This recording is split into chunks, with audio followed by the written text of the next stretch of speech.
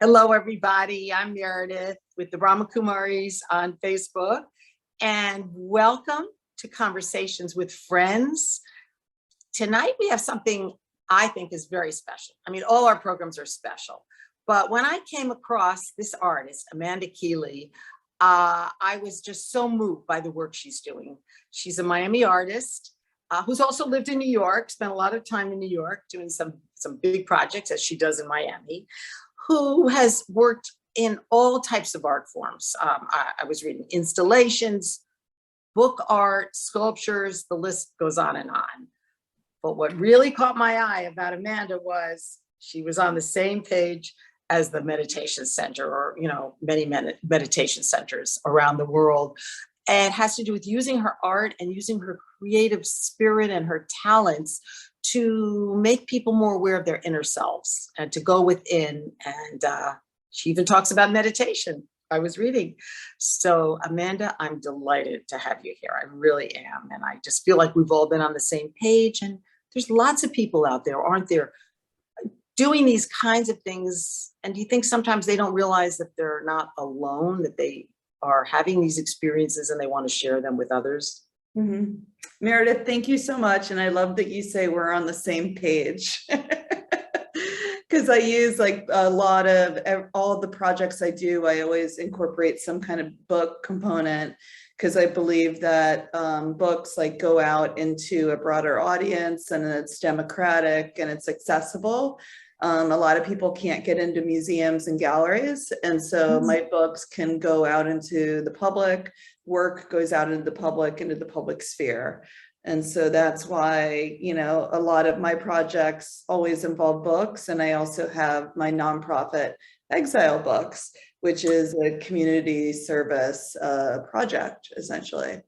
Interesting. So when you say your books they're not books like when people think of books with a story in them, are they an art or an art book? They're not really art books, are they? They're artists' books. So the book itself is the medium. And so instead of looking at a sculpture or looking at a painting, like the book itself is the artwork. And so it allows the artwork to go into like a much broader sphere than I would experience like just showing a piece of art in a gallery in Miami. Mm-hmm. So is it intended to give people a different kind of experience when they do hold these books and kind of look at the book or read the book? I'm not sure how it's done with your books, but I know. Well, it's an experience, and I believe that books can be like intimate as well. Like you think about reading a book or going through a book, or, and books can take all shapes and sizes. But it's a very intimate experience of flipping the pages and going through the material and finding your own way through it. And that's why I love the experience of the book as well. That would be me. So this is the project that kind of started, it came up during the pandemic, recycled beach glass terrazzo, and las palabras me bañan como el mar. So it's like, let the words wash over you like the ocean. And what I was thinking about is when I'm reading a book, like that each page is kind of washes over you. There's like a meditative quality to reading. And that shows you the scale of it. So it's fairly large. It's like 16 by 8 feet. And it reflects off, it's in the lobby. And so when you walk into the Hialeah Gardens Library. It's a beautiful library, and I'm a huge believer in libraries and in the sense of community and place it gives people, but it also glows on the floor, on the beach glass terrazzo floor. So that was kind of that was a starting point for me. And also words have such power. I mean, that's a magnificent installation, and the words, but the power of words, to really affect us, our whole being, isn't it? Words are like meditations, the right words, Yeah, and I use a lot of text and linguistics and semiotics throughout all of my work. And I'm basically like a word collector. I call them magnetic verses, and I'm constantly writing things down on my phone. And I'm like always like collecting, and actually I come up with my best ideas when I am doing yoga. And whenever I'm stuck, that's what I do, is meditate and do yoga, because it's like, that's when I'm stuck. I like, my mind can open a little bit more, and I can figure out the ideas, and they usually just flow more like water. Wow. So meditation really does help you in terms of your whole creative process. Oh, That's what- absolutely. Right. Absolutely. It's like I do it in the mornings. I have a women's meditation group that's online, and we start at 8:30. I have a dog, so I have to walk her and feed her. And I spend about an hour and a half every morning dedicated to like personal private development. And I won't turn my phone on. I don't answer calls. I don't do anything. Like, nobody knows not to bother. Everyone knows not to bother me. And that's like my personal time. I meditate. I do the meditation meeting, and I do some, like, I like to read. I'm a very avid reader. And so I like to read and take time for myself before I even open my emails. Beautifully said. And it's so true, isn't it? When you go within and you give yourself this gift, you Yeah. know, being alone with yourself and really getting into yourself, you find that everything in your life changes. Yeah, and like finding balance. And then one thing I've been learning about is like, creating new like rituals in my life. It's like sometimes that, like, I used to meditate in bed, and then I read, oh, that's not a good place to be. Like, you need to get out of bed, bed's for sleep. And now I created like a meditation corner in my living room, and I light like a Palo Santo. And then like I usually, and I have guided meditations I do, but I think it's really important to carve out that space. And then once that space has been created, now if I don't do it, I feel out of sorts. Like I like, it's like you create a habit, and then the habit is ingrained. And part of my habituals now and rituals are meditation and personal quiet time in the morning. This is what is called a good habit. There's a lot of bad habits that we try to get rid of, but this is a habit that, Yeah. it's a way of life, isn't it? I can see just listening to you and having read about you. That's why I wanted to get you on the program. You didn't even know who we were or anything. So I'm so thrilled that you came, that you said, yes. Thank you. But yeah, I think it's, we're all connected in this way, people that are into spirituality and meditation and trying to help others along the path. Absolutely. Like, empathy is a huge thing for me as well. I didn't include it in the slide, but I have a big piece called empathy. And I made it during like the Trump era, because I was like, everyone needs empathy. Like, I just didn't know what, and even today, like, I can't watch the news too much. It's like, everything that's happening in this world, like, how do we make sense and like have any kind of logic about it? I try to meditate on that too, but empathy is a huge part. Well, I think you just said it, it's empathy, and that's the way. Otherwise, if we're just watching the news all the time and getting caught up in all of these horrors of the world, I mean, we need to know what's happening. Kind of like we're losing ourselves, aren't we? We're losing, and when we can help others, that's to me how we create a better world, when we can use whatever talents but Meredith, I think it's also like, in order to help others, we have to help ourselves. And so like, exactly, like my therapist always says, put the oxygen mask on yourself before helping others. And so it's like, that's how I'm able to function in terms of having my own practice, running a nonprofit that is also very community driven and community focused, continuing to give back to other artists, maintain like a sustainable environment for artists. It's like, I have to take care of myself. If you don't take care of yourself, who's going to take care of you, right? I mean, it's you're to take care of yourself, so then you can. Yeah. All these, you've got a lot out there to help. A lot of people, I'm sure, really being affected by your work, and not just your work, but your whole way of life. You know, I Thank think you. it's very important. Yeah. One other thing I was going to tell you about my routines is in the mornings, you know, I spend about an hour and a half every morning having like what I call quiet time. And then I try to take one day a week of non-electronic. And so I actually don't bring my phone and I try to read. And I tell people this, they're like, what? But I try to take a day off from no digital. That's something many people want to do and they don't seem to have that. And I Well, do that too, but I think you just inspired me to say, okay, I have done it. We have done one day a week. it. Right. Chris to see it's a dissolvable book. And so I was invited by the city of Miami Beach, commissioned by the city of Miami Beach to do a show called No Vacancy, which each artist was assigned a hotel for Art Basel. And it was a complicated space to deal with because it was historically designated. And so I couldn't touch the walls, I couldn't touch the ceiling, I couldn't touch the floors. And so I created like in the background, you'll see this like it's basically recycled panels of pictures I had taken at sunrise and sunset on my phone. And it's like a corrugated cardboard recycled panel piece. And then I made a dissolvable book. And the book itself is totally water soluble, earth friendly. And so I put the book in the hotel lobby and I invited I invited the audience to basically, all you have to do is take a brush with water. And I had the ocean water there. And I invited them to come to when they're in the hotel, to take a page and to walk out to the ocean and put it in the ocean.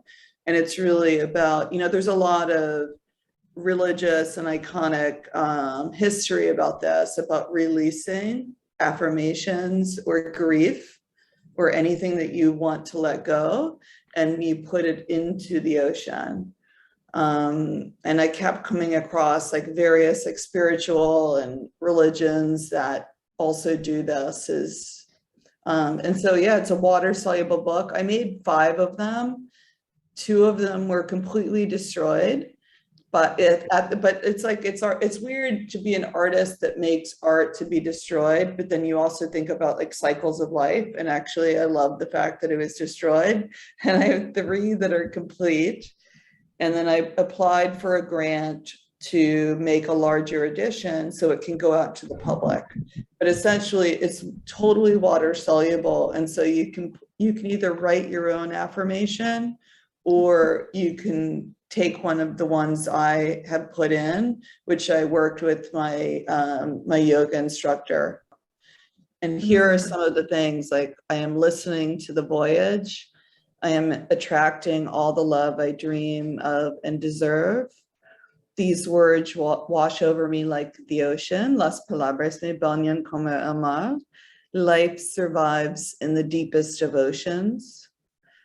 Tabanca was a beautiful word I found. It's Creole, and it means the joy of seeing someone you haven't seen in a long time. I just thought it was beautiful. Yeah, Tabanca. Powerful words. I love words. Have power, don't they? Yeah, so this is, now I can see it, empathy. This was a big one for me because I just finished the empathy piece. So like every work I do, like one thing leads to the next, leads to the next. Here's Smile at the Sky.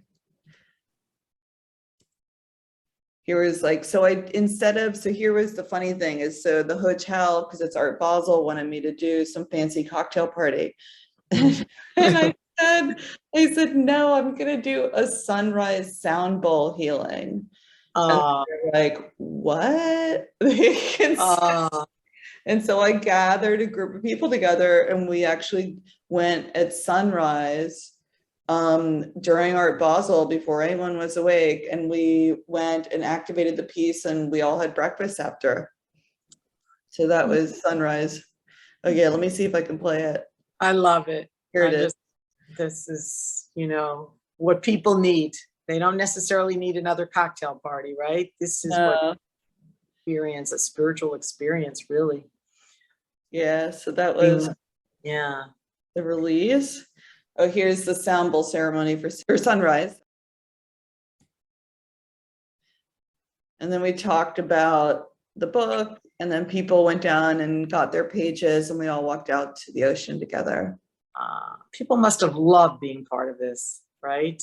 It's different. It's very different. And Art Basel can be so commercial, you know. I mean, I love Art Basel, but it can be commercial with crowds and Well, it's not can be, it is. it is okay. Commercial, okay. Commercial. It's all these people come in from everywhere. They descend, you know, and it's chaotic, and seeing this is like a breath of complete fresh air, you know. Well, that's what I felt like I needed, was like the counterbalance to all the craziness. Was like to basically ground myself in my spiritual beliefs and an energy that is positive and healing, as opposed to like going out to a cocktail party at night. Yeah, I mean, in a way, isn't this the true art experience? You know, here you have your partners in this, right? No, but she's my like guru, so yeah. Your yoga teacher. No, it's so funny. There's a lot of love there. So. Really? Well, and with the Brahma Kumaris, we call each other sisters. Okay. Yeah, and with my meditation group in the morning, we call each other sisters too. Yeah. We're fellowship sisters. Yeah, because we're all spirit, we're all souls. Yeah, and so it's a really beautiful gathering, like, you know. You know, I mean, with all the work that we've been involved with, you know, with the Brahma Kumaris and all of their, you know, meditation and teachings and everything, you know, we really feel, and I can see you're on the same page, in that this is what people need, you know, this is really what people need today. They need it. People are so lost, don't you find, in this world, and it's such an insecure world. And what you're doing is creating something. You're giving them something, you know, an experience that can bring peace and can bring a feeling of everything's going to be okay. Everything's okay. Well, it's like also bringing like light, I think, you know, bringing like good energy, light, giving. And also with my art, I want people to experience art in a different way. And so like, you know, you're not looking at something on a wall and you're like, okay, I'm going to take 20 seconds max to look at something on a wall and I'll walk away. But I really, really love kind of the interactive or the immersive or something that encourages the viewer to be a part of it, because then the artwork evolves into something entirely different. I love seeing this and I love watching, but I can see how having been there would have really been an experience for many people. I'm hoping to do a large edition, like 1,000 copies of Words to See. And I want it to be like smaller. And then I want it to include a paintbrush and a little glass bottle for you to collect ocean water in. And so people can do it in their own homes. Wow. It'll happen. It'll happen. Yeah. Well, when it happens, it will, when it is meant to happen, it will happen. At the right second, the right moment. It really will. Yeah. After this project, I was invited to be in a group show at Grant Bonnier Gallery, and it's all about artists who use text. I'm actually working with a new gallery in Guadalajara, and I'm working on I'm actually going to be working on a big public art project that involves meditation. And so I was meeting with the gallery there, and then Bonnier contacted me and said, do you want to be in this exhibition? And it's this amazing group of artists. And so I had once again, like 3 weeks to make a new artwork. And so I've been working in terrazzo and experimenting with terrazzo. And I love terrazzo because it uses like recycled materials. And so I'm utilizing recycled glass, pieces of shell, plastic, all kinds of stuff. And I'm embedding it within this, it's called eco epoxy. It used to be a concrete, but now it's an eco epoxy. So it's much more environmentally friendly. And so I'm using recycled materials to create this piece. So this is the mock-up. So coming from Words to See, I had to create a sculptural piece, and I made a bench out of Ozo Look at that. called Uh, C and C, that- and it can be configured as a wave or as a circle. And so I wanted to do something like conceptual, word-based, but then it basically stems right out of words to see. So you're getting now a sense of like the fluidity of and the evolution of how I work as I go from one project, which feeds into the next, which feeds to the next. You know, the one I'm working on right now for that meditation space, like we're in like pretty, like we're in kind of final design phases, but I want to do 5 meditation spaces that are circular around the world. So like, that's my crazy, I call it my Fitzcarraldo dream. But anyway, so CC came directly out of words to see. And then, you know, most people, you know, at the art opening, I couldn't even be there because EXILE Books, we also had a big event that day. And so I decided to hold my own private reception at Bonnier Gallery. And then I had the sound bowl healing. So once again, instead of doing this, you know, let's have a cocktail party, I'm doing like an entirely different event that brings mindfulness to the space and talks about like our relationships, you know, our personal well-being, our mental health, and meditation. You have to feel so great, you know. I mean, you have to feel good about your life, and the, you know, you're doing work that matters. You really are, you know. Thank you.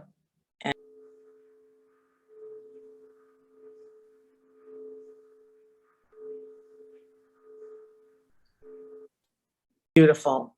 That is, what a way to end, you know. Amanda, it's just, I think we could go on all night, you know? I know we easily could. I only chose 3 projects. Oh God, you've got like 33 projects going on in your head, don't you? You never stop, but you're doing it, you know, really for the good of the world. That's what's so beautiful to me. Not that all artists are trying to do something good, I believe, but you're very conscious, you know, and very aware that you are here to help and serve, and you're working on yourself at the same time, which is so important. But I think it's like been an evolution. It's like I didn't tap into, I've always practiced yoga for about 20 years, but I didn't really tap into meditation until the pandemic. And I just needed some kind of nourishment, and I couldn't figure out like what that came from. You know, it was like spiritual nourishment. And I've found that with meditation, it's really helped me with, you know, finding balance and integrity and love and feeling glory and grateful every day.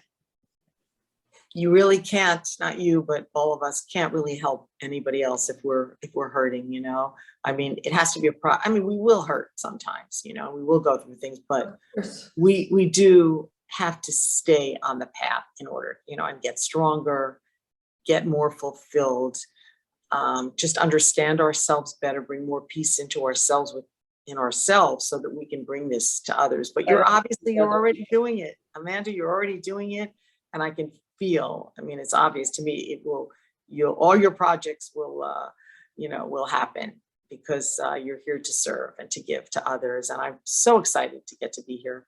I'm thrilled, you know. Sometimes when I write people and ask them to come on and they don't always know who we are, it's, you know, I'm not sure of their reaction. And then it just always feels like it's the right people show up. So I'm very thankful to have you on the program. It's serendipitous. Right. So it's very good to meet you. Thank you very much to have me here. It's been an honor. And we'll be watching to see what you do next year. Okay, be prepared. Thank you, Amanda. Okay, bye.